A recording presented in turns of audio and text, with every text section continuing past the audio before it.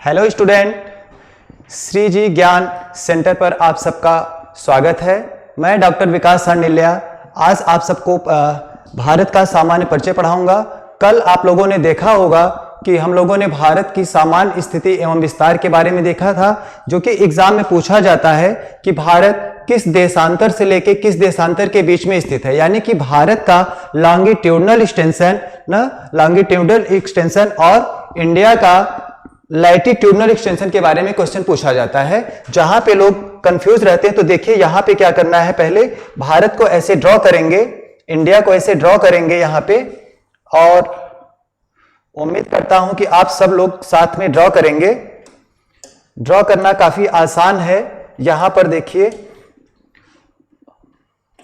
गुजरात से स्टार्ट करता हूं और यहां से आगे साउथ में तमिलनाडु से होते हुए आंध्र प्रदेश होते हुए हम लोग पहुंच जा रहे हैं वेस्ट बंगाल में, त्रिपुरा मिजोरम होते हुए अरुणाचल प्रदेश की यात्रा करते हुए सिक्किम के बाद यूपी का बॉर्डर बनाते हुए हिमाचल प्रदेश, उत्तराखंड होते हुए डायरेक्ट जम्मू कश्मीर होते हुए लद्दाख होते हुए पंजाब और होते हुए हम लोग कहां पे आ गए, हम लोग डायरेक्ट आ जा रहे हैं राजस्थान होते हुए गुजरात। तो इंडिया का मैप बनाना काफी आसान होता है। ठीक है, ये हो गया इंडिया का मैप। कल की क्लास में हम लोगों ने देखा था कि भारत का जो लैटिट्यूडनल एक्सटेंशन है, लैटिट्यूडनल एक्सटेंशन यानी कि भारत का अक्षांशीय विस्तार और भारत का देशांतरी विस्तार, इसको कल देखा था। ये 8 डिग्री 4 मिनट ये नॉर्थ में है। अगर इंडिया की बात करेंगे तो इंडिया का ये मोस्ट सदर्न पॉइंट है या इंडिया का दक्षिणी बिंदु है। अगर हम यहां की बात करेंगे तो ये भारत का या इंडिया का नॉर्दर्न पार्ट है या उत्तरी बिंदु है, और ये है 37 डिग्री 6 मिनट नॉर्थ में है। लेकिन अगर हम अक्षांश की बात करेंगे कि ये अक्षांश रेखा कहां पर है, तो ये दोनों अक्षांश रेखाएं नॉर्थ में यानी कि उत्तर में है। तब हम बोलेंगे कि भारत का अक्षांशीय विस्तार 8 डिग्री 4 मिनट उत्तर से 37 डिग्री 6 मिनट उत्तर है। ठीक, 8 degree 4 minute north to 37 degree 6 minute north. बहुत सारे स्टूडेंट कंफ्यूज रहते हैं कि यहां पे नॉर्थ नहीं साउथ होगा। तो मैं आज आप लोगों को बता देना चाहता हूं कि अगर इंडिया की बात किया जाएगा तो इंडिया का ये सदर्न पॉइंट है, न कि ये अक्षांश रेखा दक्षिण में है। ठीक है, अक्षांश रेखा उत्तर में है, क्योंकि हम लोग जानते हैं ना कि जो इक्वेटर है या जो भूमध्य रेखा है, इसके ऊपर जाएंगे तो हम लोग नॉर्थ में जाएंगे और इसके नीचे आएंगे तो साउथ में आएंगे। ये आप लोगों को क्लियर होगा पहले से ही, क्योंकि ये बहुत बेसिक चीजें हैं, बहुत बेसिक सब सारी चीजें यहां पे बताएंगे, क्योंकि इस जो टॉपिक स्टार्ट कर रहे हैं इसका नाम ही सामान्य परिचय है। ठीक है, अगर एग्जाम में आता है भारत का देशांतरी विस्तार ना longitudinal extension of the main land of India, Bharat की मुख्य भूमिका या भारत के भूमि का देशांतरी विस्तार क्या होगा, तो ये रेखाएं जो देख रहे हैं, जो लंबवत रेखाएं हैं, वर्टिकल लाइन जो है, इसको क्या बोलते हैं, देशांतर बोलते हैं। तो यहां पे देखेंगे ये जो गुजरात से टच होकर ये देशांतर रेखा आई है, ये कितने डिग्री पर है, ये है 68 डिग्री 7 मिनट ईस्ट में है। क्यों? क्योंकि यहां पे देखेंगे जो 0 डिग्री है, 0 डिग्री देशांतर रेखा ये लंदन के ग्रीनविच से होके पास हुई है।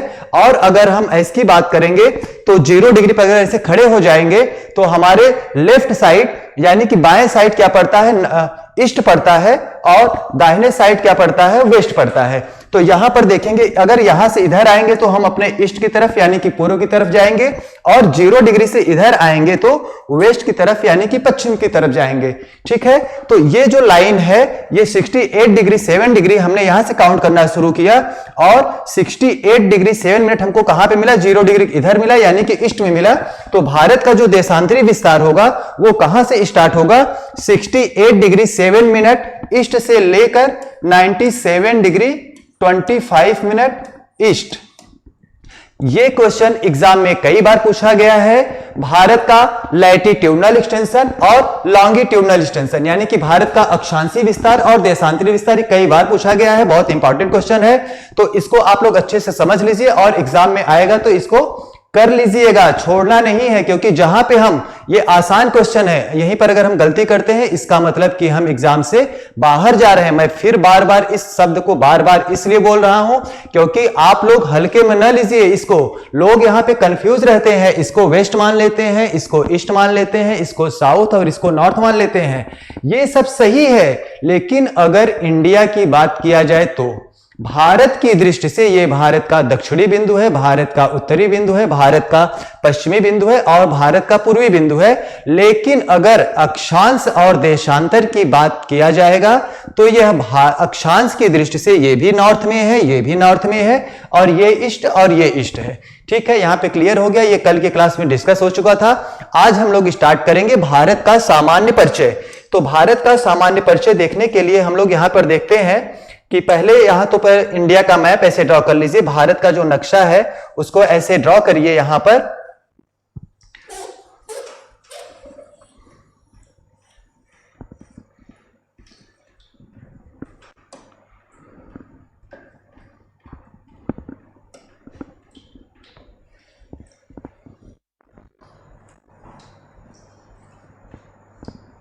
इंडिया का मैप हो गया।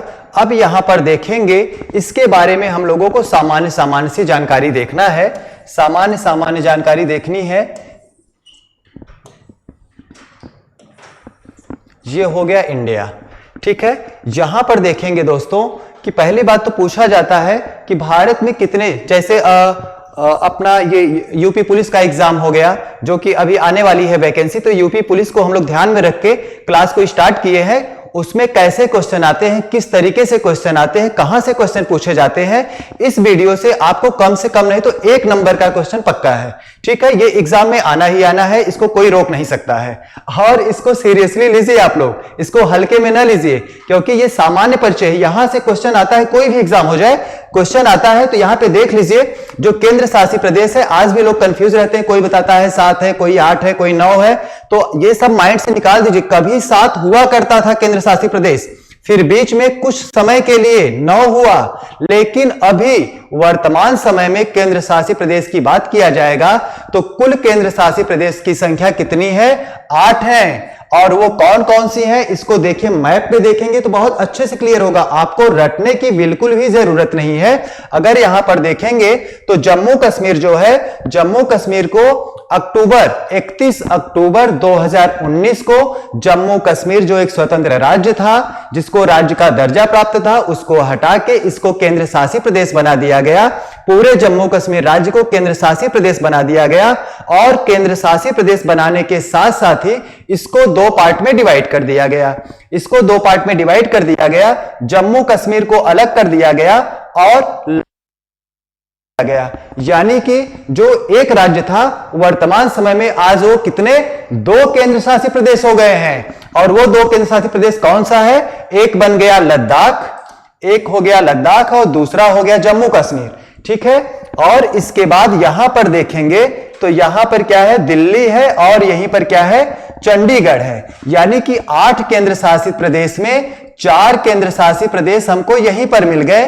कौन कौन सा? देखिए, इसमें कुछ करना नहीं, बस हमको लेफ्ट राइट करना है। तो यहां पर देखिए लेफ्ट के साइड क्या आ गया, सॉरी राइट के साइड में लद्दाख, जम्मू कश्मीर, दिल्ली, चंडीगढ़। 8 केंद्र शासित प्रदेश में 4 हमको यहीं पर मिल गए। इसके बाद फिर हम आते हैं और नीचे यहां पर देखेंगे, यहां पर दमन दीव था, दमन दीव और यहां पे दादरा एंड नागर हवेली, दमन दीव और दादरा एंड नागर हवेली यहां पर था इस जगह पे। लेकिन 26 जनवरी 2019 को इन दोनों केंद्र शासित प्रदेश को मर्ज करके एक केंद्र शासित प्रदेश बना दिया गया। 26 जनवरी 2019 को इन दोनों केंद्र शासित प्रदेश को मर्ज करके एक केंद्र शासित प्रदेश बना दिया गया और इसका नाम क्या हो गया? दमन दीव दादरा एंड नागर हवेली। इसकी राजधानी क्या है? इसकी राजधानी दमन है। ठीक, तो 4, 5, छठा देखेंगे तो पौंडीचेरी। पौंडीचेरी भी बहुत इंपॉर्टेंट क्वेश्चन है, इससे क्वेश्चन पूछा जाता है कि कौन सा केंद्र शासित प्रदेश है जिसके जिले, कौन सा केंद्र शासित प्रदेश है जिसके जिले आपस में सीमा नहीं बनाती हैं। तो दोस्तों कोई भी कोई भी केंद्र शासित प्रदेश या कोई भी जिला होगा तो उसके जिले एक दूसरे से तो सटे होंगे ना, लेकिन यहां पर ध्यान देने वाली बात यह है कि जो यहां पे पांडुचेरी है, पांडुचेरी के 4 जिले हैं और ये आपस में सीमा नहीं बनाती है। क्यों? क्योंकि 2 जिले तो यहां पर हैं, यानी कि पूर्वी घाट में है, और 2 जिले कहां पर है, पश्चिमी घाट पे है और अलग अलग जगह पर है। तो इसलिए इसके जिले आपस में क्या करते हैं, बॉर्डर नहीं बनाते हैं या स्पर्श नहीं करते हैं इनकी सीमाएं। ठीक है, ये बात क्लियर हो गया। इसको नोट कर लीजिएगा कि चंडीगढ़ एक ऐसा केंद्र शासित प्रदेश है जिसके जिले आपस में सीमाएं नहीं बनाती हैं। सेम कंडीशन वही हो जाएगा दादरा एंड नगर हवेली के साथ में। ठीक है, क्योंकि इसका दमन दीव यहां पे है और दादरा नगर हवेली यहां पे है, ये भी अलग अलग है। ठीक है, तो कितने केंद्र शासित प्रदेश हो गए? अगर केंद्र शासित प्रदेश की बात करेंगे, केंद्र शासित प्रदेश की बात करेंगे तो यहां पर केंद्र शासित प्रदेश देखिए कितने हो गए। लद्दाख, जम्मू कश्मीर, लद्दाख, जम्मू कश्मीर, दिल्ली, चंडीगढ़, दादरा नगर हवेली, दमन दीव एंड पांडुचेरी। 6 हो गए। Left right, left right, left right. इसके बाद 2 केंद्र शासित प्रदेश और बचते हैं, जिसमें 5वां हो गया यहां पे लक्षद्वीप है और यहां पे बंगाल की खाड़ी में अंडमान निकोबार द्वीप समूह है। ये कितने हो गए? 8 केंद्र शासित प्रदेश हो गए।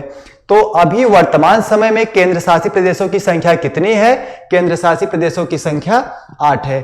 अब इसमें क्वेश्चन पूछा जाता है कि क्षेत्रफल की दृष्टि से, क्षेत्रफल, देखिए प्रश्न को ध्यान से सुनना है, फिर इसके बाद उस पर गौर करना है कि पूछा क्या जा रहा है। क्षेत्रफल की दृष्टि से सबसे बड़ा केंद्र शासित प्रदेश कौन सा है?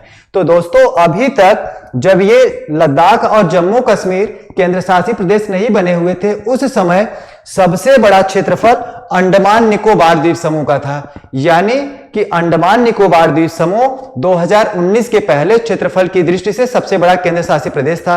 लेकिन वर्तमान समय में सबसे बड़ा केंद्र शासित प्रदेश कौन सा हो गया है? लद्दाख।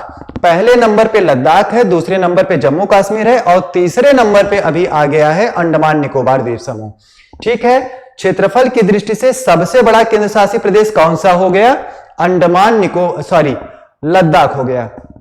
अब इसमें क्वेश्चन पूछा जाता है कि क्षेत्रफल की दृष्टि से सबसे छोटा केंद्र शासित प्रदेश कौन सा है, यानी कि कौन सा केंद्र शासित प्रदेश ऐसा है जिसका एरिया, क्षेत्रफल छोटा है। तो दोस्तों यहां पर देखेंगे जो ये है लक्षद्वीप है, ये क्षेत्रफल की दृष्टि से इसका एरिया छोटा है। ठीक, तो अगर बात किया जाएगा क्षेत्रफल में तो इसमें, लेकिन जनसंख्या में सॉरी यहां पे क्या होता कि क्षेत्रफल में सबसे बड़ा लद्दाख है और क्षेत्रफल में सबसे छोटा लक्षद्वीप है। ठीक है, पॉपुलेशन की बात किया जाएगा कि जनसंख्या की दृष्टि से सबसे बड़ा केंद्र शासित प्रदेश कौन सा है, तो आप बताएंगे दिल्ली। दिल्ली की जनसंख्या बहुत ज्यादा है, दिल्ली की जनसंख्या। और सारे केंद्र शासित प्रदेशों या संघ शासित प्रदेशों या यूनियन टेरिटरीज की बात किया जाएगा तो सबसे ज्यादा पॉपुलेशन किसकी है? न्यू दिल्ली की है। ठीक है, तो जनसंख्या की दृष्टि से सबसे बड़ा केंद्र शासित प्रदेश दिल्ली हो गया और जनसंख्या की दृष्टि से सबसे छोटा केंद्र शासित प्रदेश भी लक्षद्वीप है। यहां पर ध्यान दीजिए, क्षेत्रफल की दृष्टि से भी सबसे छोटा केंद्र शासित प्रदेश लक्षद्वीप, जनसंख्या की दृष्टि से भी सबसे छोटा केंद्र शासित प्रदेश क्या हो गया है? लक्षद्वीप। अब इसमें बात किया जाएगा राज्यों की। तो भारत में कुल कितने राज्य हैं? भारत में कुल 28 राज्य हैं। भारत में राज्यों की संख्या 28 है। देखिए आप लोग यहां समझने का प्रयास करिए, अपने माइंड से निकाल दीजिए। अगर आप नोट कर सकते हैं तो नोट को, वीडियो को रोक रोक के नोट कर सकते हैं, नहीं तो पूरा पीडीएफ आपको श्री जी ज्ञान सेंटर के टेलीग्राम चैनल पे पूरा पीडीएफ मिल जाएगा। और नहीं तो आगे की क्लासेस में क्या करेंगे, हम पहले पूरा पीडीएफ आपको प्रोवाइड करवा देंगे जिससे कि आपको नोट करने की जरूरत नहीं पड़ेगी। और इसमें क्या करते हैं कि आगे देखते हैं, अगर आपसे पूछा जाएगा कि क्षेत्रफल की दृष्टि से सबसे बड़ा राज्य कौन सा है, क्षेत्रफल की दृष्टि से सबसे बड़ा राज्य कौन सा है, तो आप बताएंगे राजस्थान।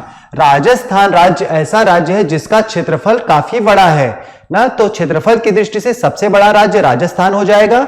लेकिन अगर जनसंख्या की बात करेगा तो जनसंख्या में भाई हम लोग तो पहले से ही आगे रहे हैं, आगे रहेंगे और हमेशा लगातार रहते ही रहेंगे। ये उत्तर प्रदेश है, क्षेत्रफल की दृष्टि से सबसे बड़ा क्षेत्र कौन सा हो गया, सबसे बड़ा राज्य कौन सा हो गया, उत्तर प्रदेश हो गया। जैसे कहते हैं ना कि सब लोग की यूपी और बिहार थोड़े से होते हैं बहुत दूसरे टाइप के होते हैं, तो आज से ही नहीं, ये बहुत पहले से ये इतिहास रहा है हम लोगों का।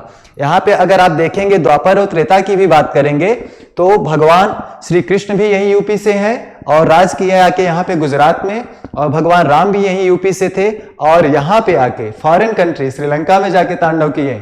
सब कुछ कहानी यूपी वालों की कहानी बहुत अजीब है और बहुत अच्छा इसका इतिहास रहा है। तो आइए यहाँ पे देखते हैं। ये तो हो गया बस ऐसी ही बातें कि आप लोग थोड़ा सा बोर ना हो। और यहाँ पर फिर देखते हैं, देखिए आप मुस्कुराइए क्योंकि आप श्रीजी ज्ञान सेंटर के चैनल पर हैं, लेकिन मुस्कुराने के साथ साथ ज्ञान भी लेते रहिए। जैसा चैनल का नाम वैसा आपको जानकारी मिलती रहेगी। ज्ञान नहीं तो कोई मतलब नहीं है ना चैनल का या वीडियो बनाने का, लेकिन ऐसा ज्ञान आपको मिलेगा कि आप कहेंगे कि श्रीजी ज्ञान channel is the best channel. यहाँ पे आपको जो भी मिलेगा काफी बेस्ट मिलेगा, सारे फैकल्टी आपको यहाँ अच्छे मिलेंगे। और ये जो क्लासेस अभी स्टार्ट हुई ये खास करके यूपीपी उत्तर प्रदेश पुलिस को ध्यान में रखकर बनाया जा रहा है। ये कोई सिलेबस के बाहर नहीं है, ये उत्तर प्रदेश भर्ती प्रोन्नति बोर्ड द्वारा जो सिलेबस या जो पाठ्यक्रम जारी किया गया है उसी के अकॉर्डिंग यहाँ पे सारी क्लासेस चलेंगी। ठीक है, तो अभी क्लासेस को ज्वाइन करने के लिए या अपनी सफलता को सुनिश्चित करने के लिए श्रीजी ज्ञान चैनल सेंटर के चैनल को लाइक करिए, सब्सक्राइब करिए और ज्यादा से ज्यादा लोगों से सब्सक्राइब करवाइए जिससे उनके एग्जाम में कोई बाधा न पहुंचे। ठीक है, तो आइए कंटिन्यू करते हैं। यहाँ पे जनसंख्या की दृष्टि से सबसे बड़ा राज्य हो गया उत्तर प्रदेश, क्षेत्रफल की दृष्टि से सबसे बड़ा राज्य हो गया राजस्थान। अब सबसे छोटे राज्य की बात किया जाएगा कि जनसंख्या की दृष्टि से सबसे छोटा राज्य कौन सा हो जाएगा, तो सबसे छोटा राज्य जनसंख्या की दृष्टि से सिक्किम है, लेकिन क्षेत्रफल की दृष्टि से यहां पे हो जाएगा गोवा। महाराष्ट्र के नीचे गोवा हो जाएगा। ठीक है, ये तो रहा भारत का सामान्य परिचय। दोस्तों यहां पर देखेंगे कि भारत में एक IST लाइन है जिसको लोग इंडियन स्टैंडर्ड टाइम या भारतीय मानक समय रेखा के नाम से जानते हैं। यहां से कर्क रेखा गई है जिसको टॉपिक ऑफ कैंसर के नाम से जाते हैं। 23.5 डिग्री पर है ये रेखा। ये रेखा जो IST है ये 82.5 डिग्री पर है। हाँ, इसमें एक बात समझने वाली बात और है कि ये जो IST है इंडियन स्टैंडर्ड टाइम है, यानी कि भारतीय मानक समय रेखा है, ये 82.5 डिग्री या 82.5 डिग्री पे ही क्यों ड्रॉ की गई है। ये 83 या 84 पे क्यों नहीं ड्रॉ किया गया, 82 ही क्यों लिया गया है, इस पे डिस्कस हम लोग कल की क्लास में करेंगे। इसके बाद देखेंगे जो IST है, IST भारत के कितने राज्यों के पास होती है। तो सब लोग फार्मूला बनाते हैं, ये वो पता नहीं क्या क्या कैसे कैसे फार्मूले बनाते हैं, तो फार्मूला वगैरह आपको याद नहीं करना है। फार्मूला याद करना है आपको तो मैथ्स की फार्मूला याद करिए, वहां पे आपको ट्रिक की जरूरत पड़ती है। लेकिन ये GS है, यहाँ पे समझना है आपको ना। ज्योग्राफी क्या है, रटने वाली सब्जेक्ट नहीं है, ज्योग्राफी समझने वाली सब्जेक्ट है। तो कल की क्लास में हम लोग देखेंगे कि IST पे कितने राज्य हैं, और यहाँ क्लास में देखेंगे, गारंटी मैं ले रहा हूं, आपको याद करवाने की पूरी गारंटी मेरी है। बस खाली आप कंटिन्यू क्लास को देखते रहिए। बस यहाँ पर देखेंगे 82.5 डिग्री के सहारे क्यों खींची गई है ये रेखाएं, और इसके बाद यहाँ पे देखेंगे कि जो टॉपिक ऑफ कैंसर है, कर्क रेखा जो है वो 23.5 डिग्री के सहारे क्यों खींची गई, इस पे भारत के कितने राज्य पड़ते हैं।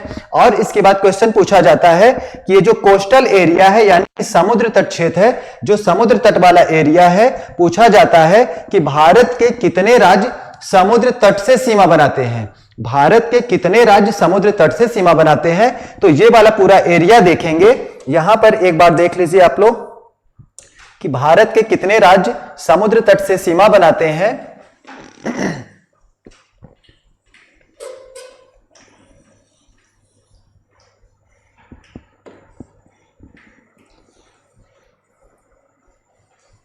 थोड़ा सा फ्लो में बनाए हैं तो हो गया।